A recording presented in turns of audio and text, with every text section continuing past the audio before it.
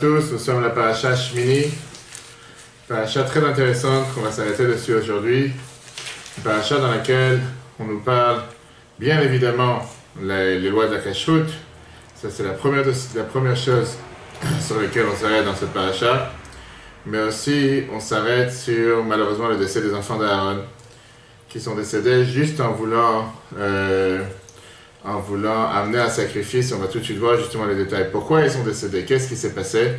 Comment se fait-il qu'en voulant se rapprocher de Dieu, en voulant agir et faire les choses correctement, ils ont eu un tel malheur, si on peut dire? Est-ce que si c'était un malheur?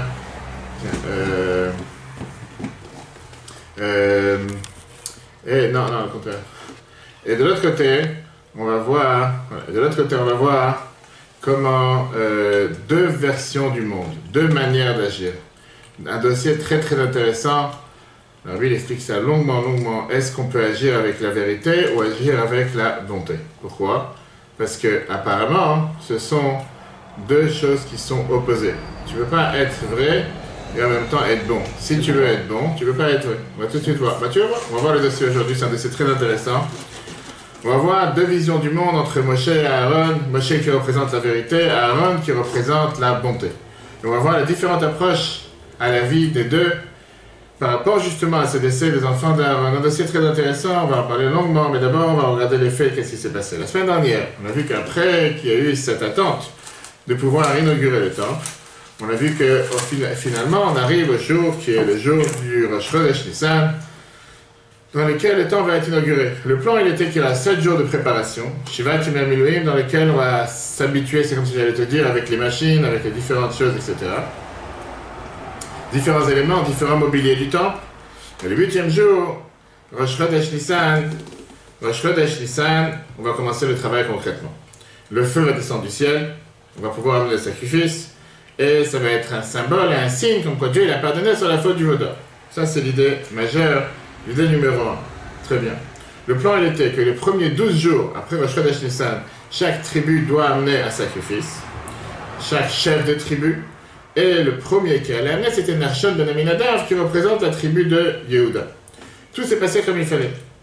Jusqu'à ce que le feu est descendu, Rosh Chodesh Nissan, avec la joie, imagine-toi, finalement le peuple juif a construit ce temple, ce tabernacle. Finalement, Dieu il arrive, il va pouvoir montrer, manifester sa présence sur terre. Et là, tu as deux des enfants d'Aaron, Nadav et Avihu, qui ont bu du vin et se sont réjouis. Par rapport à la grande joie qu'il y a eu à l'époque, ils ont voulu tellement se rapprocher de Dieu. Ils sont entrés dans le Saint des Saints sans permission. Au moment où ils sont entrés, ils ont eu ce qu'on appelle Klot HaNefesh, leur âme a quitté leur corps, et ils sont décédés sur le champ. Les deux enfants d'Aaron, imagine-toi le jour le plus joyeux de la vie d'une personne, mais là c'est de la vie de tout le peuple juif, tout d'un coup ils décèdent ce jour-là. Imagine-toi la tristesse, c'était pas seulement un jour important pour le peuple juif, c'était un jour important pour les Kohanim, pour leur famille. Ils étaient censés travailler dans le temple en tant que le khatan, bref, les mariés si tu veux du jour. Et la question qui se demande, qu'est-ce qu'on fait quand il se passe un tel malheur? On arrête l'événement, on n'arrête pas l'événement, on continue la joie, on continue.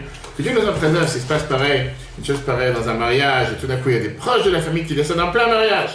Qu'est-ce qu'on fait ce jour-là? On arrête le mariage, on continue le mariage, on reporte. T'es en plein dans le sujet. Dès qu'un dit un peu. Pousse ça par là avec les pieds. Voilà.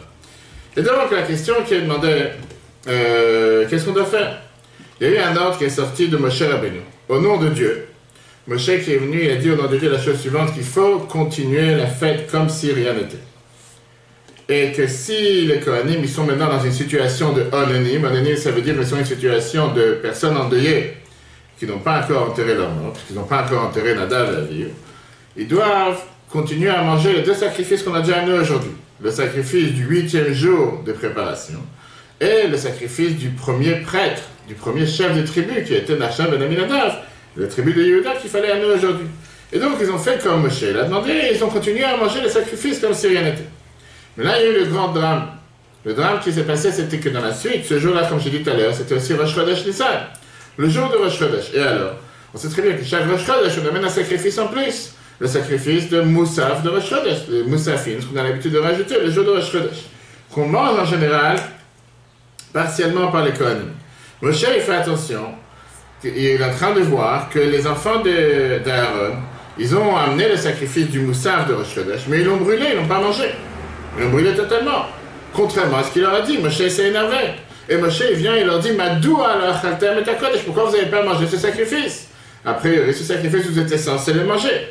Sur ça, Aaron, il a répondu une réponse à Moshe, qu'on va tout de suite voir les détails.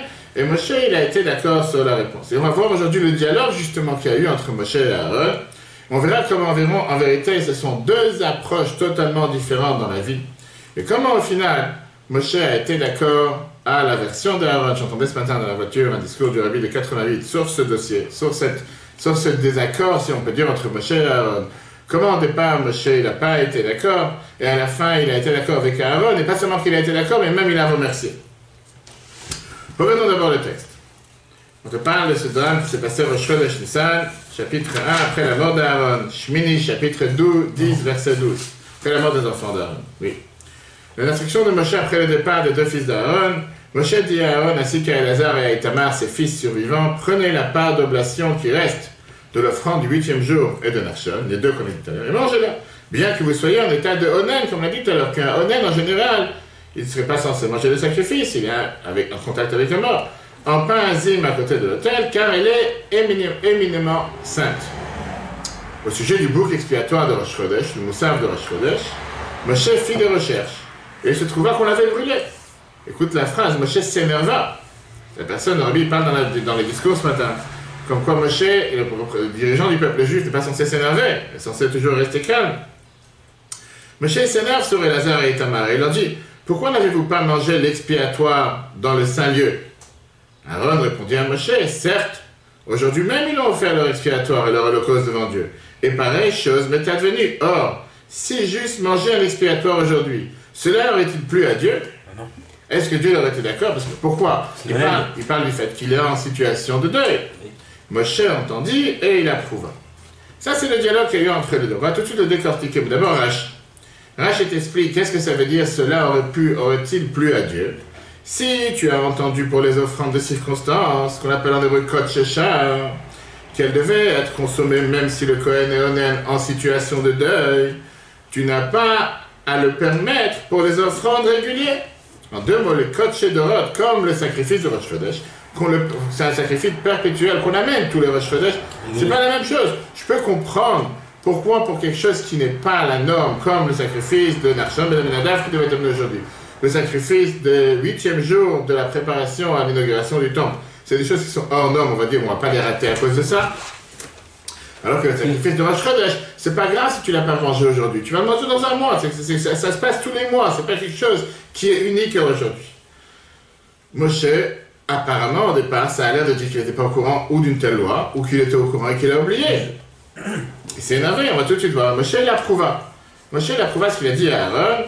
Vaïtav benav, la Torah te dit Moshe avoua, et il n'a pas eu honte de dire je ne l'ai pas entendu. Lo shamat. Je n'étais pas au courant d'une telle loi. Maintenant, on va voir les détails, c'est très très riche dans la différentes versions, etc. D'abord, ça c'est ce qui s'est passé, d'accord? Ça c'est comment Moshe répond. Et la question qui dérange, tout d'abord on voit ici un aspect majeur. Moshe n'a pas honte de dire j'ai pas entendu de Dieu de faire une distinction entre Kod Shechar et Kod Shedorot, les sacrifices perpétuels, ceux qu'on a l'habitude d'amener régulièrement, et ceux qui ne sont pas faits régulièrement, mais ils sont des offrandes de circonstances. Donc l'explication elle est très simple. Pour les sacrifices qu'on amène une seule fois, ce qu'on appelle les Kod Shechar, les sacrifices de circonstances, comme le sacrifice qu'on devait amener le 8e jour de l'inauguration du temple, et le sacrifice de Nachshon ben Aminadav pour la tribu de Yehuda, le premier chef de tribu, il faut faire la fête comme si rien n'était. Quand tu parles des sacrifices habituels, les Kod Shedorot, ceux que le moussaf de Rosh Chodesh, qu'on amène tous les mois, là on ne peut pas faire la fête comme d'habitude, et c'est pour ça qu'il fallait brûler les sacrifices et pas en manger. Alors, ce qui dérange, quel était le problème de Moshe? Est-ce qu'il vraiment ne connaissait pas la loi? Donc, il y avait un manque de connaissance, ce qui est bizarre à dire, comme on parle quand même l'homme de Dieu, que Dieu parlait à travers lui. Ou bien il savait mais il a oublié. Et on va tout de suite, à cause de la colère. À cause de la colère, il a oublié. Regardons ce qui s'est passé dans la paracha Matot, chapitre 31, verset 31. Quand le peuple juif est revenu de la guerre de Midian, Rashi là-bas te dit les choses de manière claire. L'erreur de Moshe provenait-elle de sa colère ou du fait qu'il ignorait la loi? En se mettant en colère, Moshe se trompa en oubliant les lois de la purification des ustensiles des païens. Il en est de même en ce qui concerne le 8e jour de l'inauguration. Lorsqu'il s'irrita contre Elazar et Tamar, dans la paracha Matot, Moshe te dit clairement que Rashi te dit clairement que le problème de Moshe ici, c'était un problème de colère, et le fait qu'il s'est énervé contre Elazar et Tamar, pour cette nuit en colère, il a été mis dans l'erreur. Puisque quelqu'un, quand il devient énervé, il fait des bêtises. De même, en ce qui concerne la frappe du rocher, on sait très bien ce qui s'est passé avec l'histoire, quand ils auraient dû parler au rocher, on va voir après les détails, à la place de parler, ils ont frappé le rocher. C'est à cause de la colère qu'il s'est trompé. Donc on voit clairement que dans Matot, il y a apparemment ici, Rashi te donne deux explications dans l'erreur de Moshe. D'un côté ici, Rashi te dit clairement que Moshe il a juste dit le shamat, j'ai pas entendu une différence de Dieu, de faire une différence entre tel sacrifice et tel sacrifice. Alors que dans la paracha Matot, Rashi te dit clairement que Moshe il a oublié la halakha, il a oublié la loi à cause de sa colère. Quelle est la différence? On est bien obligé de dire que c'est pas si simple de dire que Moshe il a fait une erreur, que Moshe s'est trompé. De l'autre côté, on doit se dire, Dieu il a certainement dit à Moshe quoi faire, ça c'est sûr. Mais il y a deux approches comment comprendre les paroles de Dieu. Moshe il a compris d'une manière, Aaron, le Kohen, il a compris d'une autre manière, et les deux ils ont raison. Une fois que Moshe il entend l'explication de comment Aaron il a compris, Moshe il dit je suis d'accord avec toi. Donc tu dois comment c'est très riche. Comment Moshe finalement il finit par accepter la version d'Aaron. Et là on va comprendre la différence qu'il y a entre l'explication de Rashi dans la paracha de cette semaine et l'explication de Rashi dans la paracha Matot. Et comment la Bible explique ça de manière merveilleuse. Étant donné que la différence entre les offrandes exceptionnelles et régulières est établie de manière logique, et que la logique fait toujours place à une alternative, Rashi n'était pas obligé d'introduire ici l'idée nouvelle que Moshe fit une erreur. Dans la paracha Matot, par contre, il est évident que c'est la colère de Moshe qui provoqua son erreur. C'est pourquoi Rashi ajoute que de même, c'est la colère de Moshe qui fit en sorte qu'il ignora la différence entre les types d'offrandes. Bien que pour Aaron, cela était une évidence. Donc on dit, il y a deux approches différentes. On n'est pas forcément ici obligé de dire que Moshe il a fait une erreur. On est seulement obligé d'essayer de comprendre quelle est la différente approche entre la compréhension des paroles de Dieu, comment Moshe les a compris, et la compréhension des paroles de Dieu, comment Aaron les a compris. Pour comprendre ça, il faut d'abord analyser encore quelques questions qu'on a sur l'explication de Rashi, qui est la suivante. Premièrement, si la différence entre Moshe et Aaron, c'est seulement une différence de compréhension, pourquoi Moshe a compris qu'il n'y a pas de différence entre les sacrifices de circonstance et les sacrifices qui sont habituels? De l'autre côté, pourquoi Aaron, lui, il a compris qu'il y aurait une différence? En deux mots, ce qu'on va essayer de comprendre, essayer de rentrer dans leur tête. La différence, c'est qu'il est en deuil, ici. Oublie, mais non, par rapport c'est vrai que lui, il est en deuil, mais pourquoi l'un, il comprend qu'il n'y a pas de différence, il ne faut pas différencier entre les deux? Et pourquoi l'autre, il comprend qu'il faut différencier entre les deux? Parce que lui, il a dit, ses enfants.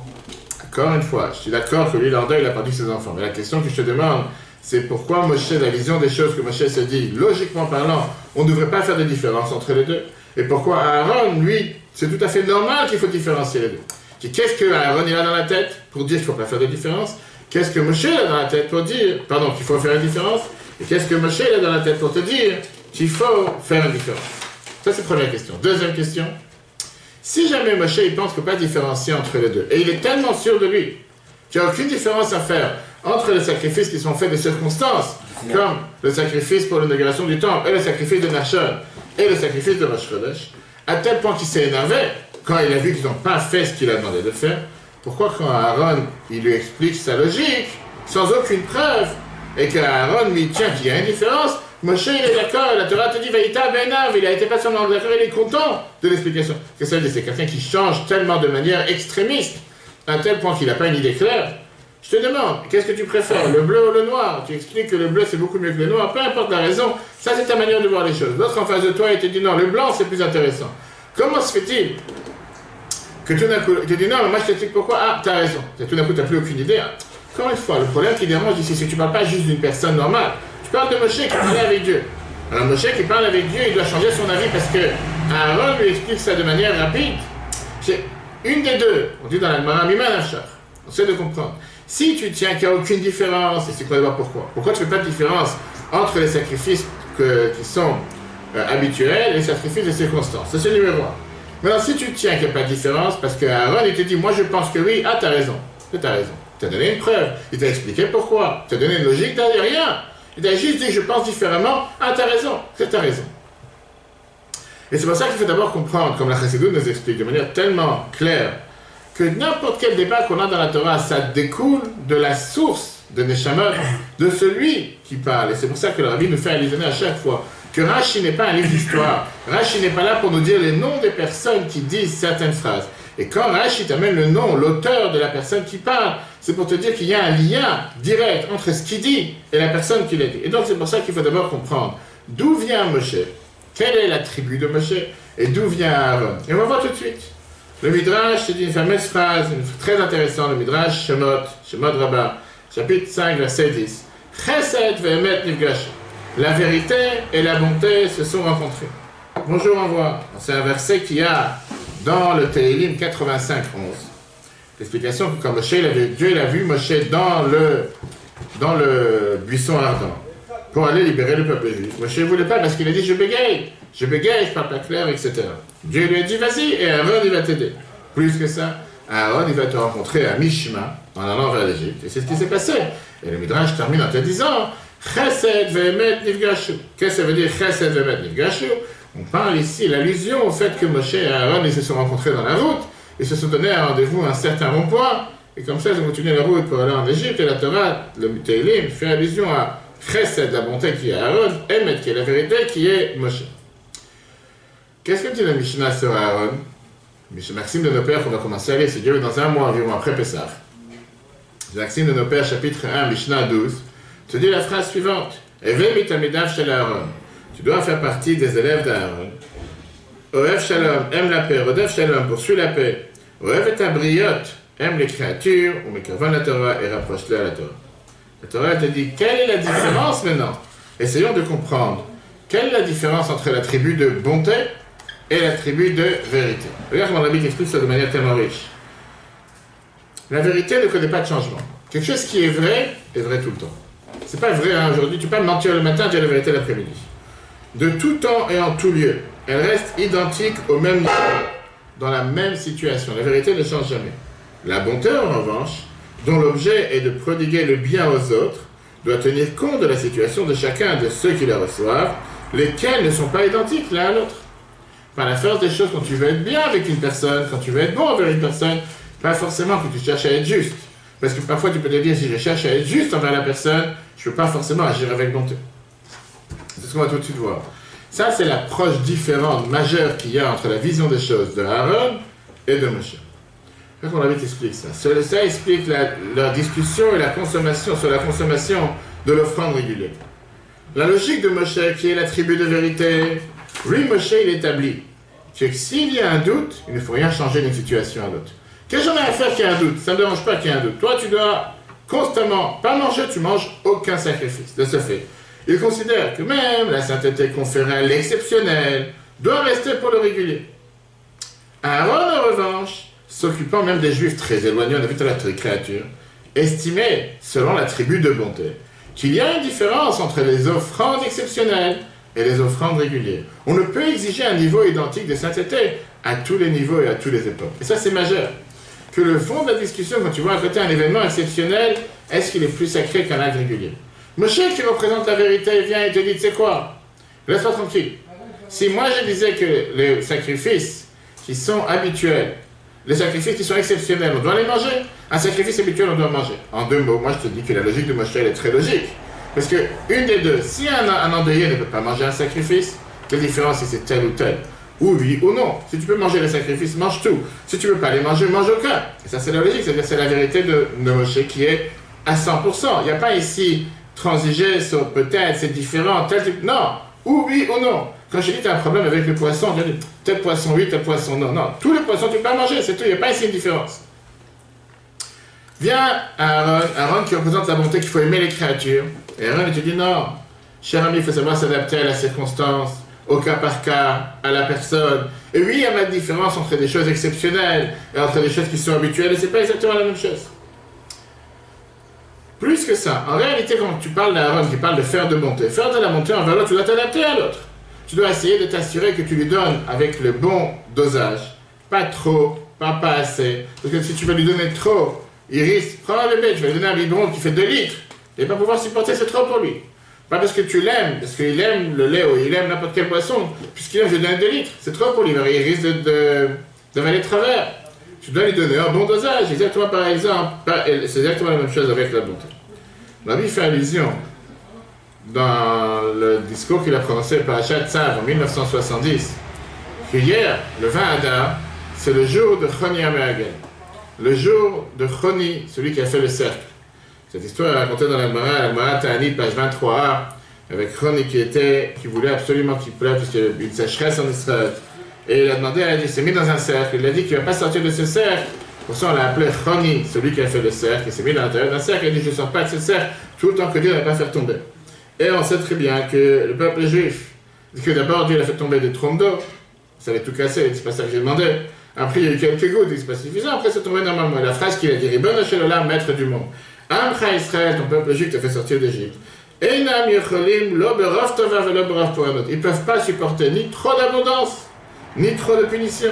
Kasta aleim, si tu t'énerves contre eux, Einam Yecholim la mode. Ils ne pourront pas supporter, tu te donnes trop de pluie, ça va tout détruire, ça va tout casser, c'est pas ce qu'on a demandé. Ishpata aleim rov tova, tu te donnes trop de bonté, Einam Yecholim la mode, ils ne vont pas pouvoir se tenir. Yehi ratzam milfanecha. Je te demande un service, chez Pasco Archamim, que la pluie s'arrête, que le monde puisse en bénéficier. Hein, qu'est-ce qu'il a demandé, de mots? Que la bonté que Dieu ait fait envers nous, ce soit adapté à ce qu'on peut recevoir. Parce que parfois tu peux avoir une bonté qui est illimitée, cette bonté illimitée, elle te fait plus de mal que de bien. Donc on voit que même la bonté, il faut savoir avoir le bon dosage. Et ça, c'est justement Aaron. Alors que Moshe dit non, ou à fond oui, ou à fond non. Quelle est maintenant la vraie, on va dire, la vraie différence profonde dans la personnalité de Moshe et la personnalité d'Aaron, mis à part le fait qu'un cherche la vérité et l'autre cherche la bonté. Regarde ce que le Zohar te dit. Le Zohar, au chapitre 5, la différence entre Moshe et Aaron expliquée par le Zohar. Le Zohar, volume 3, page 266b. Moshe est le parrain du roi et Aaron, il est le parrain de la reine. Qui est le roi et qui est la reine? Quel est le rapport entre Moshe avec un roi et Aaron avec la reine? D'ailleurs, comment c'est riche. Nous, Azaken, il explique ça dans l'écoute de Torah en te disant de la manière suivante. C'est dit, le sujet de Moshe et le roi révélait la divinité chez les enfants d'Israël de haut vers le bas, telle qu'elle est là-haut, en Atsilou, dans les mondes supérieurs, sans différence. On va arriver, tu vas voir la leçon à la fin. Le sujet d'Aaron, en revanche, est la reine, élever les enfants d'Israël, du bas vers le haut, dépendant donc de leur niveau effectif. Mais ce que quand tu regardes de haut en bas, peu importe, tu ne prends pas en considération les forces du bas, qui veut dire le niveau de la personne, ça peut être quelque chose qui est gigantesque, illimité. Mais est-ce que la personne peut le recevoir? Peut-être que la personne ne pourra pas le recevoir et il risque d'être perturbé, de succomber, d'être détruit à cause de trop grande lumière, c'est une trop grosse puissance. Quand tu parles de regarder du bas vers le haut, tu commences par le niveau de la personne, peut-être qu'il va pouvoir le recevoir, il va pouvoir maîtriser, il va pouvoir le comprendre, mais il ne va pas pouvoir aller très loin de manière illimitée, parce que ça sera seulement ses capacités. Ça, c'est la différence d'approche qu'il y a entre Aaron et Moshe. Et donc, quand tu as ici les deux, un côté ou l'autre, Moshe vient et te dit la Torah elle est vraie, et qui veut dire la Torah elle est inchangeable, la Torah elle est la même partout.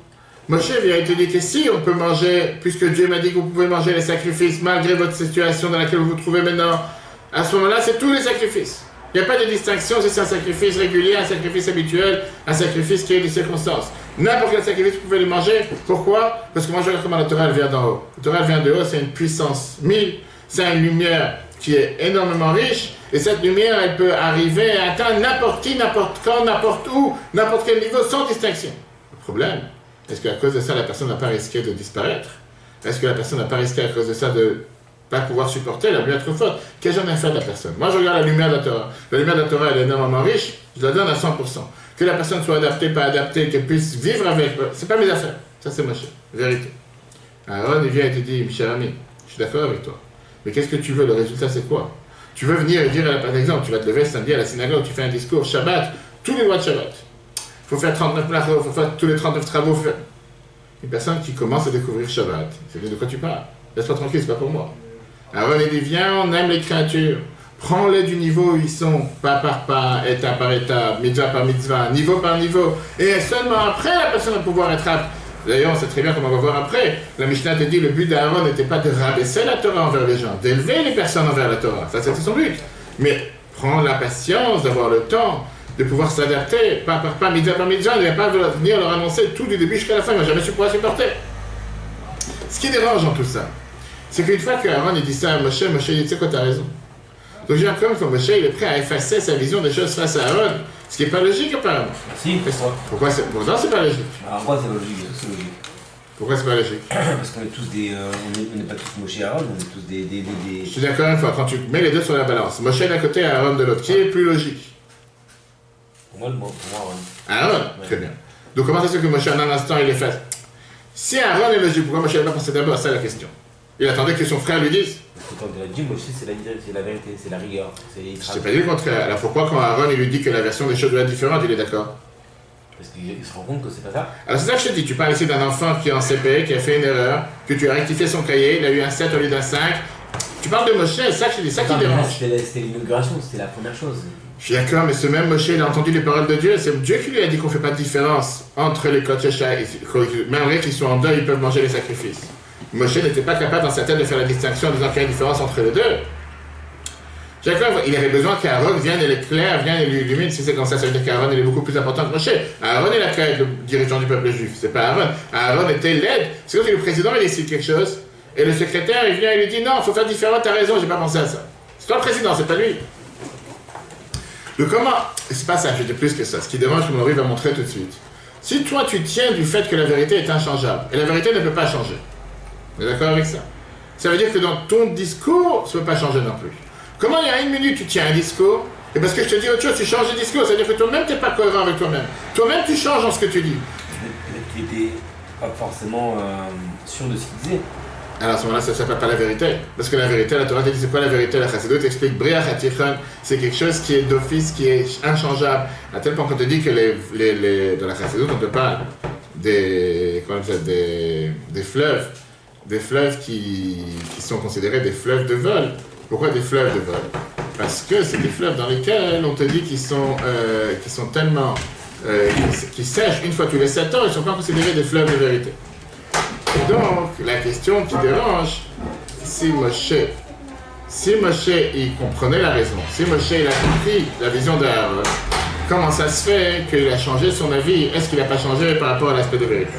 Et pour ça, il faut comprendre par rapport à ce qui est expliqué dans le Tanya. Le Tanya, chapitre 13, et là-bas, le Tanya nous explique comment se comportent tous ceux qui sont de manière intermédiaire.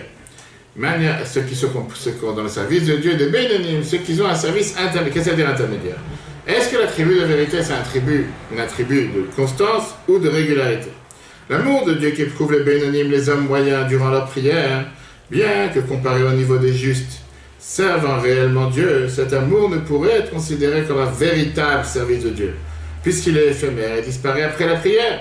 Néanmoins, selon le niveau de Bénonim, qui est le niveau de ces personnes intermédiaires que nous sommes tous, ceci est un service de Dieu intègre, rigoureusement vrai, chaque Bénonim selon son niveau. En d'autres mots, des fois, on peut avoir un juif qui peut sentir une contradiction entre la situation dans laquelle, comment il agit le matin dans la prière, et entre la situation quand il est dans les affaires, et il se demande la question, qui est ma vraie personnalité? Est-ce que je ne suis pas quelqu'un de bipolaire? Est-ce que je ne suis pas quelqu'un qui est d'un côté intéressé à servir Dieu, d'un côté je prie à Dieu toute la ferveur, d'un côté je fais tout ce que je peux faire pour pouvoir me rapprocher de Dieu, et de l'autre côté, quand j'arrive à manger, j'arrive dans mes affaires, je me comporte totalement comme l'autre personne, et peut-être que mon service de Dieu et la manière comment je me rapproche envers Dieu n'est pas un service vrai, n'est pas un service intègre. Parce que la vérité, c'est que ça dure seulement pendant la prière. Dès que je termine la prière, je vois que je suis totalement un être humain qui se comporte comme un animal, qui agit comme un animal. Et donc, je n'ai plus aucune faveur, aucune estime de soi, aucun réel service de Dieu. Je peux dire que c'est simplement, c'est une simple illusion. Je me fais des illusions quand je prie le matin. Mais la réalité, c'est que je suis tellement loin de tout ça. Viens là, moi, Zacharia dans le Tanya, te dit non, tu fais une erreur. Sache que même ton service de Dieu, de cette manière-là, même si après la prière tu changes de niveau, même si après la prière tu regresses, sache qu'en réalité, le service de Dieu que tu as fait pendant la prière, c'est un service qui est totalement parfait. Pourquoi? Parce que la question elle est, est-ce que la vérité doit être une vérité absolue? Qui dit que la vérité doit être une vérité absolue? L'Admor Azaken t'explique que la vérité absolue existe seulement chez Dieu. La vérité absolue n'existe pas chez l'humain. Et donc, au moment où tu pries, tu es 100% vrai avec toi-même. Le fait qu'après tu peux tomber, c'est tout à fait normal. Nous sommes humains. Le fait que nous sommes humains, c'est tout à fait normal qu'on peut trébucher. Regardons comment l'Admour HaZaken écrit ça dans le chapitre 6. La vérité absolue n'existe que chez Dieu. Lorsque l'on observe une vérité chez les créatures, même si elle n'est que relative, nous devons dire qu'elle découle de la vérité divine, illuminant cette créature. Et donc, même si ce n'est pas une vérité absolue, elle est tout le temps, de toutes les façons, considérée vérité. Et c'est tellement riche comme enseignement, parce que tellement de gens font parfois l'erreur de penser en se disant, si j'arrive pas à faire les choses à la perfection, si j'arrive pas à faire les choses de manière à 100%, il vaut mieux pas les faire. Si j'arrive pas à mettre Tefillin à 100%, si j'arrive pas à faire la Torah à 100%, si j'arrive pas à faire Shabbat à 100%, si j'arrive pas à faire Kippour à 100%, automatiquement, j'ai pas besoin de le faire. Viens, la Torah, elle te dit que non, tu fais une grosse erreur. Parce qu'au moment où tu fais les mitzvot, tu es en train de les faire, même pendant 5 minutes, c'est la vérité, tu es à 100%. Quand tu fais une mitzvah, tu es à 100%. Ah, ce qui va se passer après, c'est pas grave. Pas parce que tu as risqué de tomber après, ou tu vas pas être avec le même enthousiasme que tu avais pendant la prière, pendant la mitzvah, que pour ça veut dire que quand tu as fait une mitzvah, c'était pas en vérité. Non, la vérité n'est pas forcément besoin d'être absolue. Seulement Dieu est la vérité absolue. Et maintenant, on va comprendre pourquoi Moshe a changé d'avis. Pourquoi Moshe a changé d'avis, il a été d'accord avec ce que Dieu, avec ce que Aaron lui a dit. Et alors, quand on a posé la question tout à l'heure, apparemment c'est une contradiction à l'aspect de vérité de Moshe. Parce que si tu es vrai à 100%. D'ailleurs, comme on a vu, il explique ça de manière riche.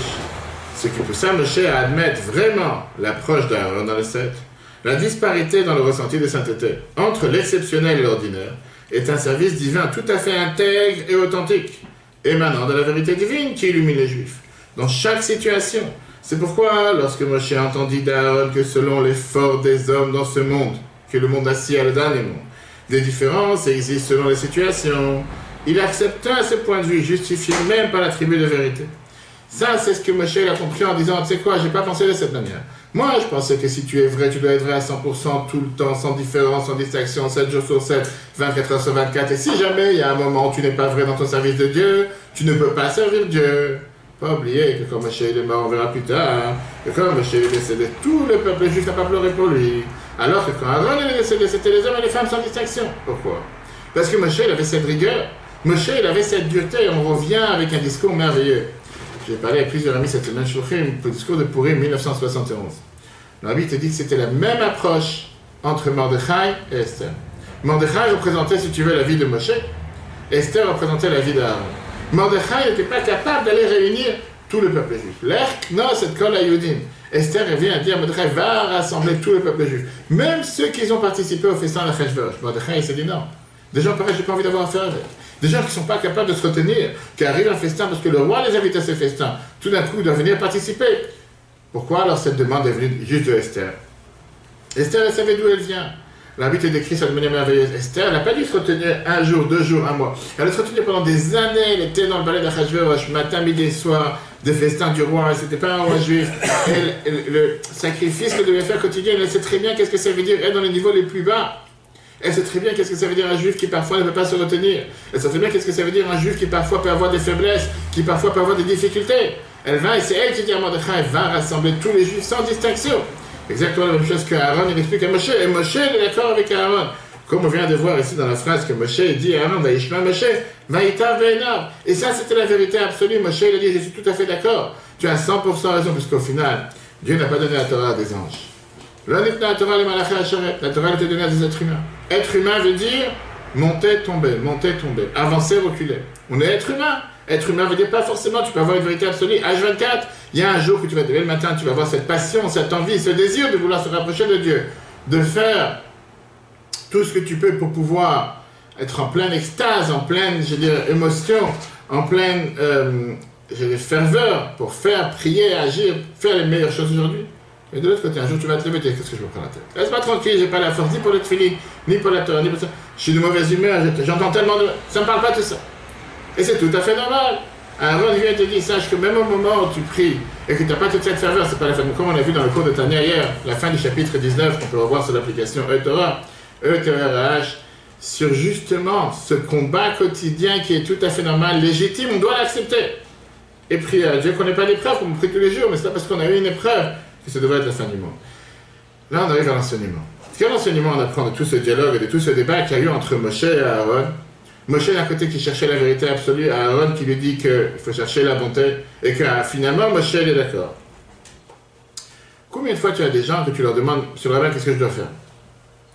Et tu vas dire à la personne, c'est quoi, pour toi tu devrais agir de telle et telle manière, plus léger, plus facile, pas avec toutes les rigueurs, etc. On doit savoir faire la part des choses et la distinction entre ce que tu parles pour toi et ce que tu parles pour l'autre. Regarde mon ami te décrit ça. Non, c'est la différence entre le travail sur soi et le travail sur autrui. Le travail sur soi doit être stable. Le travail sur autrui doit tenir compte de sa situation pour le faire évoluer. Lorsqu'il s'agit de son propre service de Dieu, on doit faire en sorte qu'il ne connaisse pas les changements. Pour toi-même, tu n'as pas le droit d'avoir des changements. Comme Moshe, il tenait pour lui-même que le service de Dieu ne peut pas avoir de changements. Il faut être attaché à Dieu 100% tout le temps, le plus fort possible, sans distinction. En revanche, lorsqu'il s'agit sur une autre personne, surtout si elle est très éloignée, il faut s'adapter à sa situation. Avoir conscience que toutes les périodes ne sont pas identiques, qu'on ne peut pas lui exiger d'être en permanence au même niveau de sainteté que dans les moments particuliers et propices.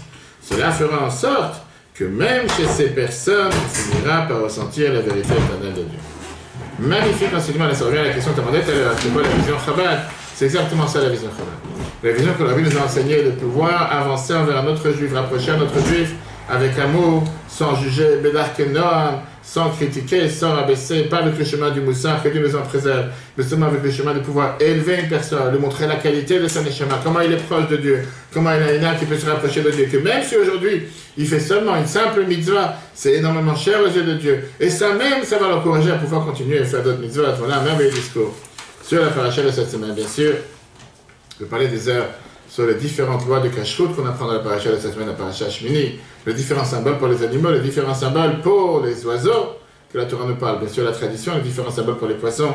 Les autres cours, on peut les revoir sur l'application E-Torah, E-Torah-H, allez sur le menu, recherchez le cours, tapez le mot du sujet, Shmini, paracha, que Dieu vous bénisse. Ce cours sera replay sur l'application E-Torah dans l'après-midi. Très bonne journée à tous, et si Dieu veut, à la semaine prochaine.